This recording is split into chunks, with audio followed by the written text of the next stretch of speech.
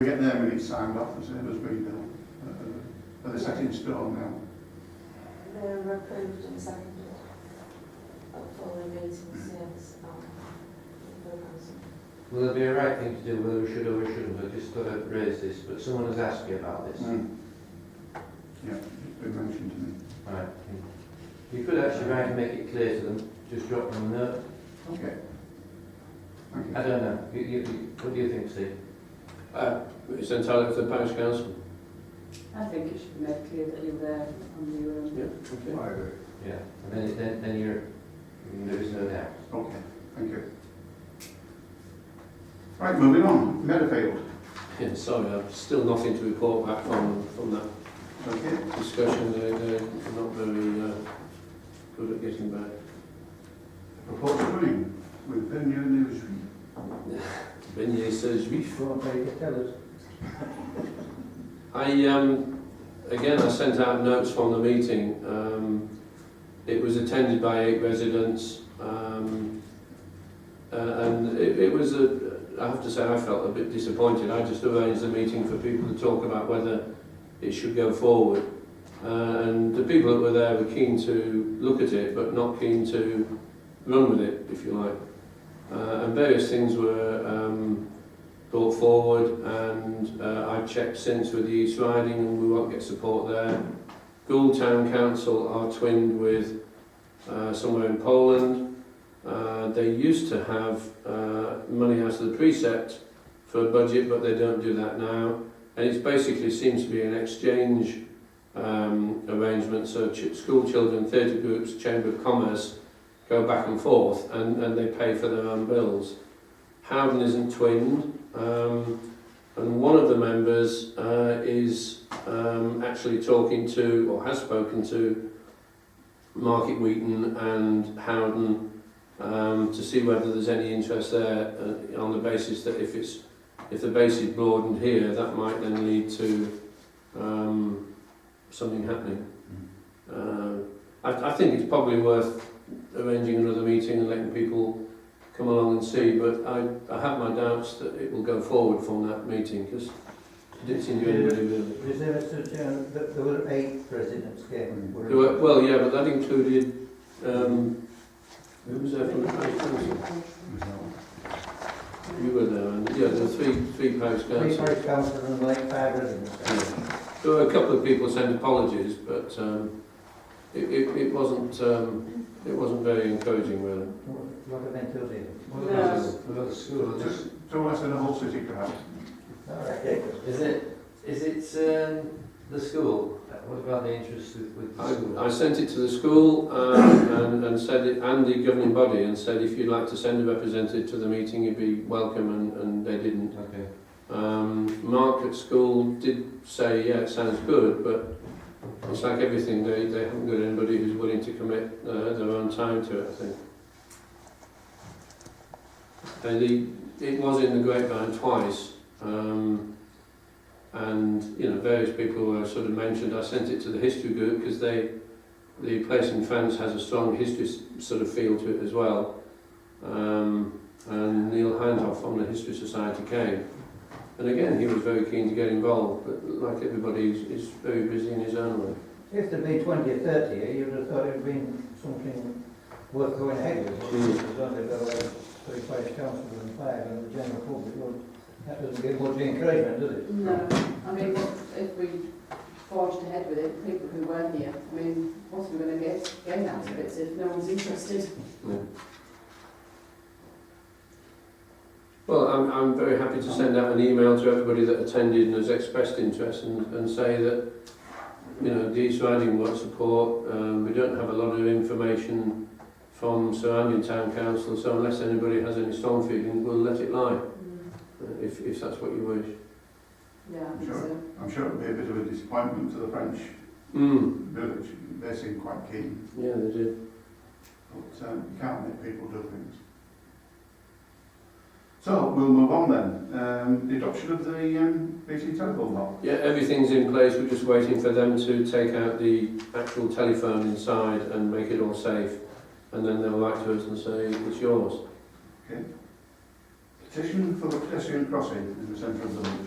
Yeah, as I think you all know, Catherine is very kindly holding a petition, and she's got quite a few signatures. I had a chat with Victoria Aitken, our ward councillor, and because of the elections on the 7th of May, the ward councillors enter into what's called PERDA quite shortly, which means that they're not allowed to get involved in any publicity type thing and get pictures in the paper and so on, because it's seen as electioneering. And so she wouldn't be able to get involved until after the election in May, presumably she's elected. So what I suggested to her, or we talked about, was maybe leaving the petition, keep it going, but actually start to hit the press and so on with it following the elections in May, when everybody can give it a full attention. And she seemed to think that was a good idea. We've spoken to Catherine about that, and she seems quite happy with that.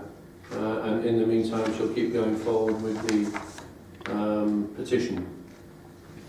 The school, I wrote to the school on your behalf some while ago asking if they wanted or would like to do a traffic survey. And Class 3, which is years 1 and 2, conducted a traffic survey outside the school gates on Friday the 23rd of January. And they recorded passing traffic using a tally chart over a period of 10 minutes. And they observed and monitored the traffic between 11:40 and 11:50. And then they discussed ways in which we could reduce the amount of traffic outside our school. And they've presented now the findings.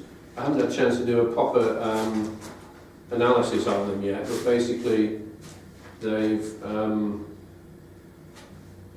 they had tally sheets like that, so they had pictures of the cars and they marked them in the 5s as to how many came. And the numbers vary a tad. The number of children did the same survey, and it did vary. But basically, they picked up in the 50s, 60s probably numbers of vehicles, cars, sorry, and then buses and vans, etc. In 10 minutes? In 10 minutes, which was all evidence for, again, when we present the survey, the petition, the survey can go with it. And they then went on to look at ways that they might reduce the amount of traffic or reduce the noise or traffic calming measures. And so all of that can be included with the petition when that goes forward, and we can hopefully then get the school involved in any publicity with it. You know, the A163 obviously passes the school, so that was that. Okay, community summit for Hollybank. Yeah, Ian Perkis asked this to go on the agenda, and obviously he's not here, so I'll call that over if you're happy with that. Yeah. Parish Council Facebook page. Yeah, again, I think that was down to Ian and Helen to discuss. I don't need to leave it until Ian's here again. I don't do Facebook very well. Tony Yorkshire, 2nd of May. They've had a meeting, the group, which I think is the homegrown group. Margaret Hobson's at the back, and I'm sure has been involved in this if you have any questions. But I got an email from Louise Ratcliffe saying a small committee has met with local groups, business and pubs. The whole of Selby Road, High Street and the village green is to be decorated with bunting along with the school, business and pubs. The Yorkshire flags will be put out in the flag holders. The blacksmith's having a fun fair and a barbecue later in the day. The Red Lion's putting on a breakfast buffet. There's going to be a family cycle ride in the afternoon, details to follow. Sue Riders having an open day with refreshments and will also provide car parking. And do people have any suggestions for car parking? And Louise said the group who have met would like to ask the Parish Council for a donation of £100 to help towards the cost of bunting, etc. And this apparently has been handmade, and it will be used, or could be used in the future at other events. And then there's help needed, please, on the 26th of April, putting up the bunting. And she says that Margaret will be at the meeting to answer any questions. How does everyone feel about a donation of £100? Yes, I think. I don't see why not. No? But the reason that they're hand making it because I think they're doing each one alternate the two colours. Yes, we've stuck with the Toad Yorkshire colours of the turquoise and yellow.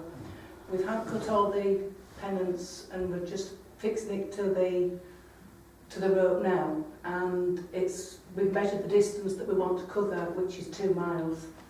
We've had 72 metres of material that we've cut into little flags like that. And the material alone cost £121. But what we were hoping to do as well, if you would be grateful to give us something, was also put collecting tins in the shops and pubs around the village, because we feel that it is a community thing and that it is unfair to ask the businesses all the time, can you, when it's for the whole of the village, and see if we can get any monies back that way to cover, just basically to cover costs and not to make money. Anything that will be left over will be handed back. I would propose that we do give them the £100. I'll second that. And all in favour? Yeah. Okay, can I just ask Margaret a question? Yes. Have you got your collecting tins organised? No, not yet. I've got some, I'll let you have them. Thank you very much indeed. And thank you for the donation.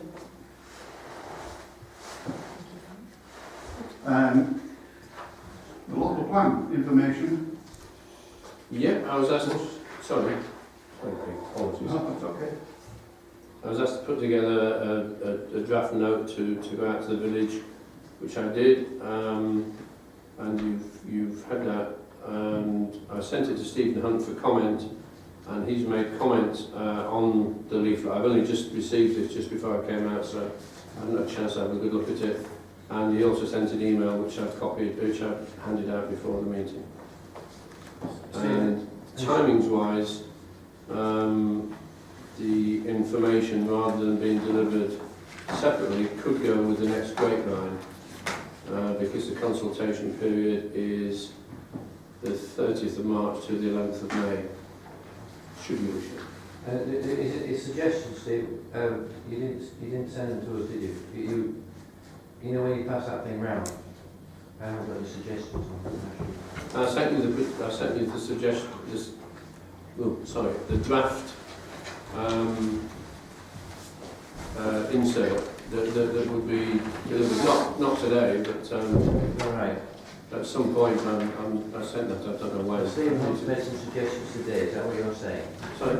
Are you saying that Stephen Hunt's made some suggestions? He has, yes. I haven't copied those to you because, as I say, I've only just received it, and I did the email. Could you email us, Steve? Yeah, we'll do. Yeah. I thought I'd double-sided that. I obviously haven't. Sorry. Yeah, I will do. Yes, I've got it here, but I just haven't had a chance to read it. So I'll send that on. Right, recycling information. This was just information from. Sorry, one second. Information from the East Riding about recycling, and they're basically asking to go in the newsletter information that the cardboard should be put in the brown bins, in the blue bins, sorry, used to go in the brown bins, just to remind residents, and also food is being put into the green bin, and that should go into the brown bin. So I'll make a note to put that into the grapevine, just so people are aware of it. Could I just also say that the neighbourhood planning workshop in Gilberdyke is Tuesday the 24th of March between 6 p.m. and 8 p.m. I'm not sure whether I put that on the agenda. Yeah. I do, right, okay. And this is, if you remember at the parish council meeting, there was a lady here from North Cave Parish Council, I think it was, and she talked about neighbourhood planning. And this is a workshop that relates to that. So if anybody wishes to go to that, if you let me know, I'll arrange like a car sharing. Where is it? Is it Richmond Hall? It's in Gilberdyke Methodist Church Hall between 6 p.m. and 8 p.m. on Tuesday the 24th of March. Steve, is that the same day that we're having the, have your say on the waterways meeting? Is that the same day? I thought that was the 26th. I Is haven't it got a- 26th? I can't remember. I can't remember. I haven't got a note of the date of that, sorry. No, that is the 24th, yeah. That's Yeah, 3 till half 6, isn't it? yeah, well, I'm actually going to that. We're going to be there. That's in the village hall. Yeah. Okay. Meeting with the grounds maintenance department. Yeah, I sent notes on what happened at that meeting, plus maps, and basically the East Riding committed to cutting the grass in the village every 3 weeks, and they gave us the maps, and the red areas are the areas that they see as under their ownership that they will cut every 3 weeks. And it was said on the day that there are areas not marked in red that they currently cut, and Ian Donaldson from the East Riding said, well, if we make a note of those, he's happy to come back out and have a chat about them, and if at all possible, he will put those on the list. So I've sent you all sent you all the maps. Can I just say something about that meeting? Well, it's really just for everybody's information that they've done the facelift on the roundabout at the Gallimore, and apparently it's going to be really super this year. They've underplanted with bulbs and ongoing plants that are it's going to be a really colourful thing. It's going to be really smart. Worth waiting for them. Yeah, absolutely. Yeah, so I was really pleased with that. And told us about that. Issues of confidentiality. Sorry, excuse me, Pete, I'm sorry. Are there areas that I need to talk to Ian Donaldson about that you would like to see cut that are not listed in red? So I think we ought to Yes. sort of see him fairly soon, because cutting season will start soon. Did you know about one for him at the back of the cherries and just That was pointed out to them. They do that it, don't they? Well, if anybody, when they look, if they feel that there's an area that is not marked in red that should be, please let me know, and I'll mention the cherries again to Ian Donaldson.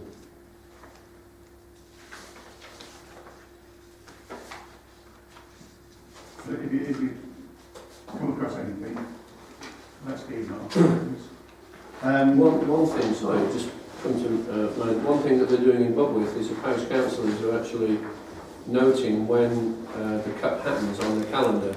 So we're keeping a record of when, when it's happening, to make sure it does happen every 3 weeks.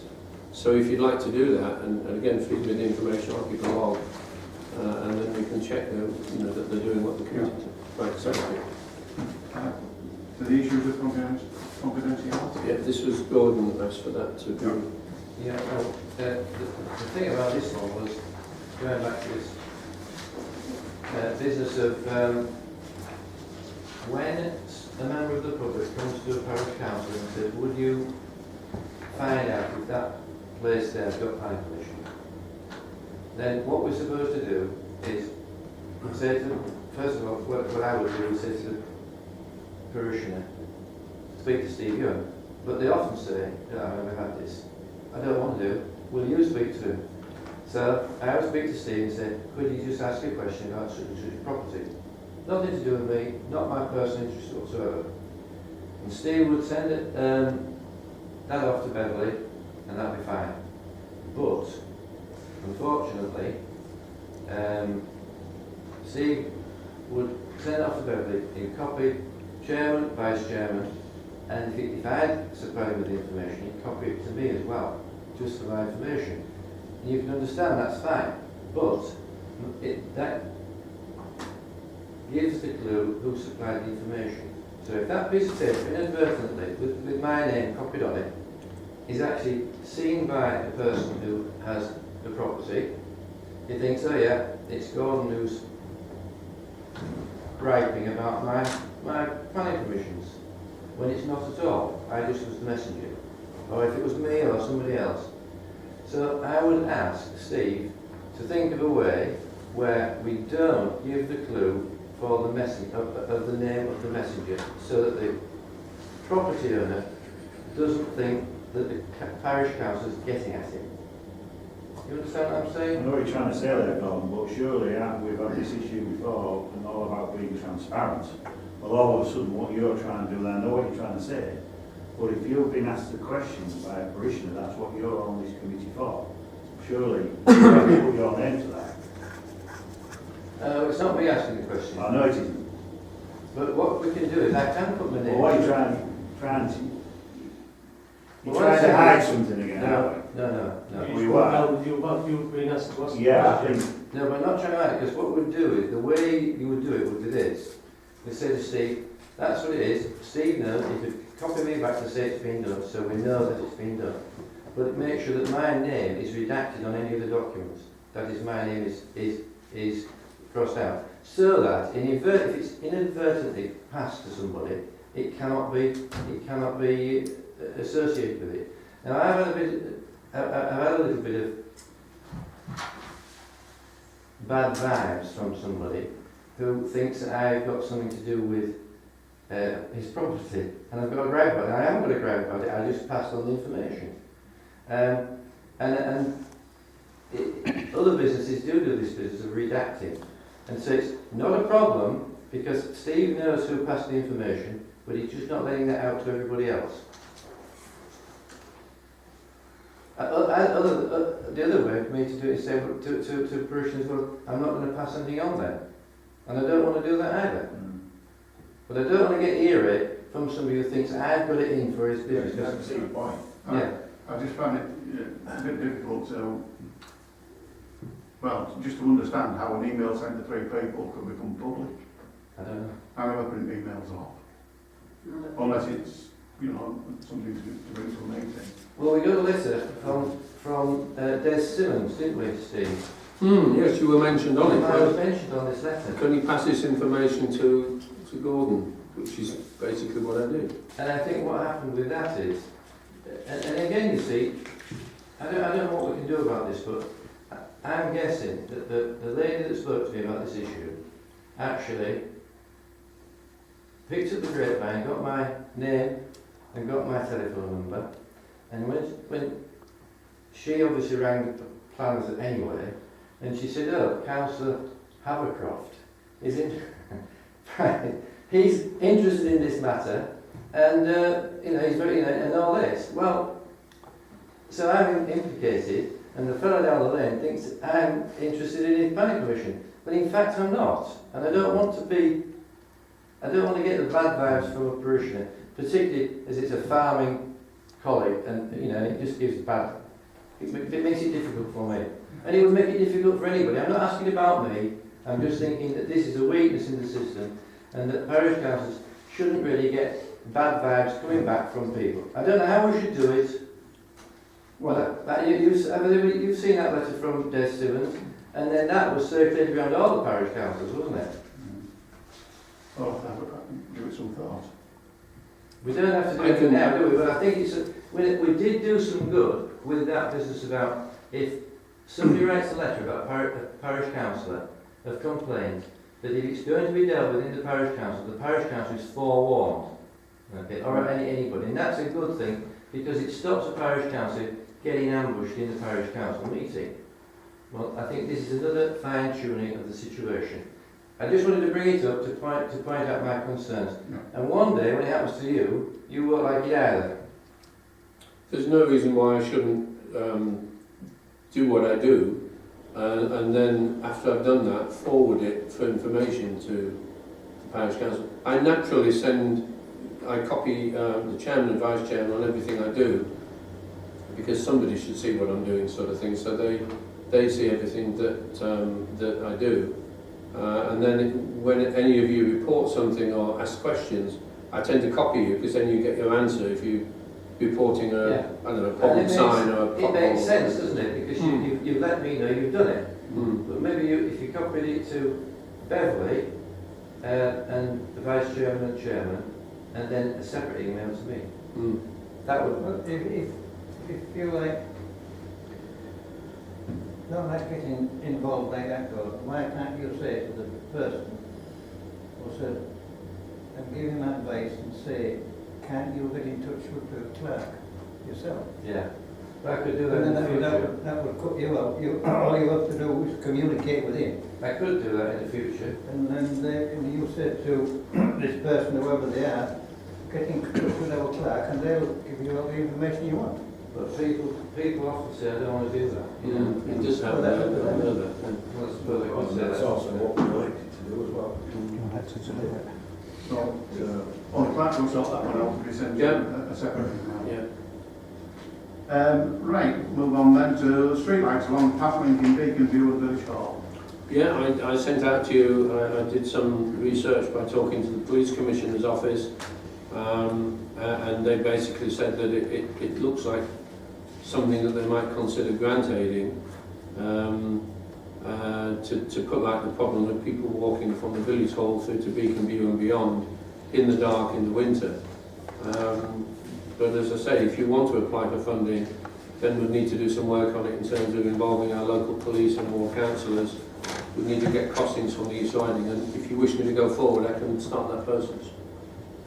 I think it's something that we should do. I think we should, because I have totally complaints about that.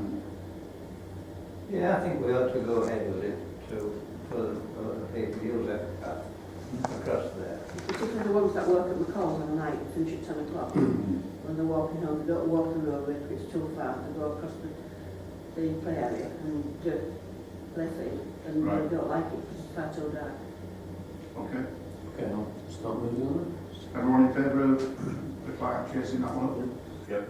Do you know the way that we're getting from the pizza ward commuted somewhere we call it? Yeah. I mean, what's the rest of that money going to be used for? Well, Is it communities, have to quite have, specific. is it? You have to have a, that's what I was going to say. community sums have a specific purpose, and I don't think this would fall into it.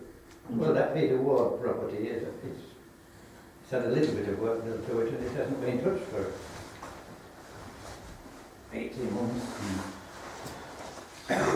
I'll start to make inquiries on that, shall I? Steve, that piece of land down where the lights are going to go then, is that owned by the Village Hall Committee? Sorry, I missed The piece of land where the lights are going to go, who's it owned by? It'll be the Village Hall, I'm sure. It is, is it? I'm making that assumption, I don't know as a fact. Yeah. I mean, the first thing I'd obviously speak to the Village Hall and say that the Parish Council is looking to get involved if you wish. Yes. Just for information on similar subject, the grant we got from the police, the £3,000 grant for the door chains, Peter Wiles has fitted a fair few of those now. We're not going to fit more than a couple of dozen or so, it's not been taken up very well. But Pete's done most of Hammond Spalding, all the people that have applied, there are one or two still to do. And the fascinating thing is he said he was on Springfield somewhere, and he was doing number 1, and number 2 came out and said, can I have one? And number 3 didn't. He did a fair few there. Right, we're moving on to planning. Planning applications, the first one is outline planning for the conversion of a disused service reservoir tank and secondary tank into a dwelling and garage with associated garden.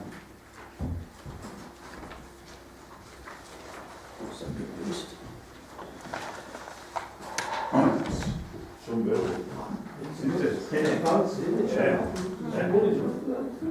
they're going to build the house inside the water tank? Yeah. What kind of a view are they going to have then? Concrete walls? I think they're going to take the front of it. They're going to take the front of it. Where's the access going through? It's a shared access, isn't it? Which, with who? With Anne Garside's property, which was Reginald's garage, isn't it? That's there, they have access. Yes, right up there. I woke up last week and it's, I mean, it's a big, good fence right round the gate, so it's what the water board are using. But there is obviously that trail up there in the garden. Yes, and they will have to take that into account when they do the planning. They will. Yeah, there is. That was famous with that one. I don't know where it is. I think I came through the other day, through that paddock. down the garden. No. Well, I think the comments that, obviously, is the footpath is the main thing, isn't it? Yeah. And then I see, the access coming out onto the main road there is, you are on the hilltop there though, you do see it both ways, don't you? Where do you say they're going to build it? In that reservoir. He just used that. Still used quite impressive, isn't it? Even behind grand designs with this. Yeah. That's the sort of thing it is. Yeah, it's a very modern looking building. Well, that's only the proposed. Yeah, it's outlined, so it's, we're concerned about the footpath access. There's obviously complaints from the people who live around there because they're obviously going to be built behind the residents already living that, on that. Yeah, that's him. We aren't going to see a lot. That's him. It's No. subterranean. And I think, didn't Stephen Hunt say that they weren't building near the church? Shouldn't be new development near the church. his- This is- What come above the no to original Stephen's level house was sales because there was grade 2 listed building and grade 1 church. Yeah. But I'm not sure about a building that's got absolutely no view to the church and probably can't be seen from the church. Well, the tank is already a building, isn't it? It's already there. And this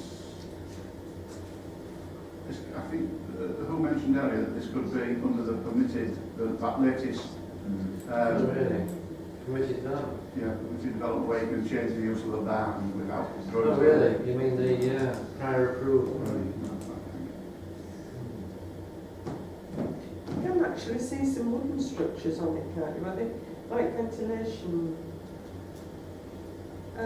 points on the top of the reservoir? From that's all you can really see, yeah. Because it's used as a paddock, isn't it? Furnace on top of it. Somebody was burning in there. Oh, they used to. So do we just comment about the footpath then and leave it to? Well, obviously, they've got it, this kitchen's going to have to have another person going in through his access, isn't it? So there's that to consider as well. The access, which what Tim was talking about. The developer will have to sort that out. Oh, yes. Won't they? And that'll be the It first. can't be taken for granted.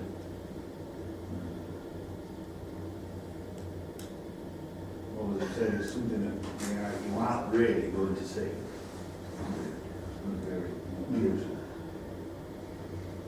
That's if we go along those lines. Yeah, I think Yeah. that's what they've got to make Into sure. the house. Yeah. Yeah. I mean, it's at ground level like it is, they're not, if it's raised up, it was on top of the water tank, they would look down over everybody, wouldn't they? But I mean, if they're in that hole in the ground, it's only when they're outside of the garden that they're actually going to see them. And you'd be pleased to know Mr. Morgan family will be next. Right, so we're going to make a comment about the footpath. I think it's a footpath. They're looking over the top of it. I think it's a public footpath and the shared access. So you want to make sure that the public footpath is protected, basically, and that's the only comment? But you don't want to. And whether it will, The design has got to be, Yeah, you don't want it to be Obviously, intrusive it's to the the- people it's worry about it overlooking the buildings below it. yeah, respectful for the current residents. So that property can't be used anymore then?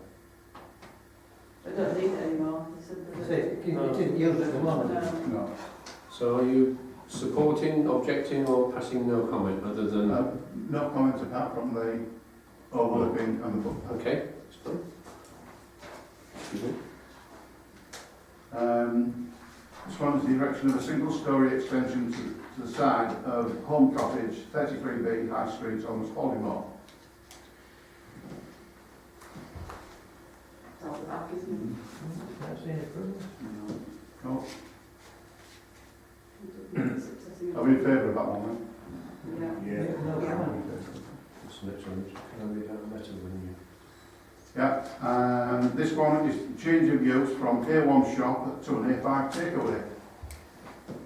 There's a letter, an email come in from Christine Ford about this application. It was sent to Councillor Nigel Wilkinson and copied to the Parish Council. I'm a concerned resident of Holmes Polymore. Upon discovering a now closed post office building on the High Street has a planning application in progress for another takeaway. This is next door to an Indian takeaway and opposite a Chinese takeaway. These establishments are closed during the day, leaving a dead space in the centre of the village. There's a fish and chip shop in the village, 2 cafes, sandwich shop and 3 public houses which provide food. The application is for a pizza kebab shop. I've already objected to the East Riding Planning Department and appreciate your opinion on this matter. I sent this email to the Clerk of the Parish Council for their consideration. Well, I don't know about the outlying the farms, but we got a flyer yesterday from the present Indian with a new menu that covered kebabs, burgers, pizza, Everything that this one's done. everything that this one's supposed to be doing. So, Is this a complete takeaway? It's not going to be a parlour where you can go into eat and... Is that what the planning on doing? it just says takeaway, not restaurants. No, not any tables or for a little restaurant or that. It doesn't say. The application is for just a takeaway in brackets. Someone said to me that it's a poor swap, isn't it? To lose a post office. Yeah, definitely. Well, And what Christine says about the dead place in the village in the day, I think it's so true. Yeah. It's very true, but it's also part of our economic climate. It's when 20% of all towns now, retail outlets are empty, aren't they? And this is just the way. Yeah, you mean if we don't get this, we don't get anything? It's been to let long enough, hasn't it? I don't know, Gordon, really. I don't know what the answer is. I totally agree with that letter. But it's a shame. It's going to be dead. It's going to be dead anyhow. It's rather a large area though, just for a pizza takeaway, because it's upstairs as well. Oh, they're taking the I upstairs don't in. know, I'm just assuming they are doing upstairs as well, I don't know. Probably set that back. I think there was a lot of access into the behind. For the flat. Yeah, you've got to go up where Macaroni practice was. Well, whether they're doing that. Well, there is a footway access across there, isn't there? Not Yeah. vehicles. See, the trend seems now to be people going out to eat Yeah. and go for takeaways. Even I hear from someone that even to go for breakfast takeaways. Still. The one I was surprised and says she's very, very busy at a certain time. Between 8 o'clock and 9:30, breakfast takeaway. I still think we should say, well, because we do feel that it's a post office, a post office for a takeaway. And I think we should say that we are concerned about the dead space. I think we should tell the East Riding Council of our concerns. I think we should say we think if it's a closed all day that it will be a dead space in the village. I think we should say that. I mean, that letter just say it all, really, doesn't it? Yeah. So I don't think we should be quite, I don't think that, because what we say is only advisory. They're not going to sit in this was really in Beverley, are they? I think they should maybe listen to a little bit of our concerns. Yeah. We should tell them yeah. how we feel. And we can point out that the shop next door has broken bits. Yes, yes. If you want, yeah. I just don't think there's any necessity for another takeaway in the village. It's difficult though. It is difficult when you see how many times they come into the village from Market Week and delivering pizzas. It's car after car after car that comes in doing deliveries. Yeah. But But not maybe just one from next one. door is doing I mean, pizzas and... Oh yeah, well, see, it just depends what sort of pizzas they are, doesn't it? Right, surprised about how many people you speak to comes into for Chinese takeaways from, out of the area. The old place is doing Indian pizzas. Not Italian. Sure. Do they have to apply for permission to change the shop front? Because there's Well, coloured shop fronts are awful. They're signing It's bright green, it's horrible. It just looks, your shops at either end of the village are lovely, and then we've got that awful thing in the middle. McCall's was bad enough bright blue, but this is bright green now next to it. Put it upstairs there. Yeah, It Can't just put looks, same colour of tins, else they might make a mistake. Don't they have to have permission for Well, that? Well, if you had a Illuminated. protruding sign, you would, wouldn't you? If you have, or an illuminated sign, you do. But for The facade, colour, I no. don't think you maybe have. You could bake house any colour, it wouldn't just you? looks tacky. Yeah. So, lots of comments about this. So are you objecting? We're or- objecting to it. Yeah? Yes, objections? Yes. Basically based on the letter from, Yes. thank you. Pop that on there, please. This is the one I sent by email that came to the after the meeting. Right, this is the outline plan again for the erection of a dwelling, including a granny annex and double garage, at land north of Rosalie, Stick Lane. Comments? Well, I don't think, what can we do about that, because they just built a massive great house next to it, for the arena, Right. so he's just sort of infilling, is that? Infill, isn't it? Info. It's next door to another bungalow, I think. Yeah, it's bungalow, but there's a great big house they just built. It isn't going to interfere with anyone else, is it? No. And it's the reason behind them building it is very important as well, I think. You know, they've got an elderly parent that they want to keep an eye on. Okay. And it's land that they already own with the horses on it. So application. It's not the first time we've had a planning application for it. It was refused before, I think, because there wasn't another dwelling other than Grace Hurley's bungalow there. But I think it would be a good idea. Yeah. I know. It's a sizable chunk of land and It's on the roadside, things to do do that with with the Yeah. bungalow next door. I think the only comment we would make would be, which is a natural thing to say, is that when they design it, get it in keeping with the architecture of the village. That's the main thing, isn't it? I'm sure they'll do that. Looked very much at that. So, but we're in favour of that one. Yeah. Yeah. Okay, could I just note that two applications have come in since the agendas went out. One is resubmission at Joe Rotham's for this queue access, and I sent that information on to you. And the other one is for an erection of a two-storey extension to the site at 38 Hawthorne Drive. I've been in touch with both planning officers and they're happy for those to be considered at the next meeting in April, so just to clarify that.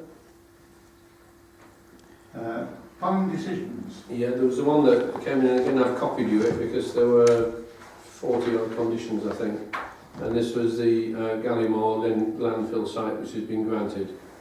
The disposal of stabilised non-reactive hazardous waste. Can I make a comment about that? I read the conditions. I presume they won't police any of these conditions, and the permissions which made it possible for that to be granted, and if they're ignored, and then we get all this dust and JCBs working without exhausts on and on, soil moved and all the rest of it. So, how much confidence have we got that they will monitor those conditions? Not a lot.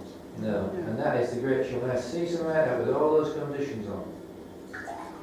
So I do think we ought to just remember this, and if we can, monitor this ourselves. We've got the guy in here, haven't we, who admits he hasn't got enough staff. Yeah, he just stood over there, wasn't he? And it took us about 10 minutes, or maybe half an hour, to get him to say, well, no, we can't do it. He said everything in the world, didn't he? And then finally he said, well, no, we can't. So I just want to remember that.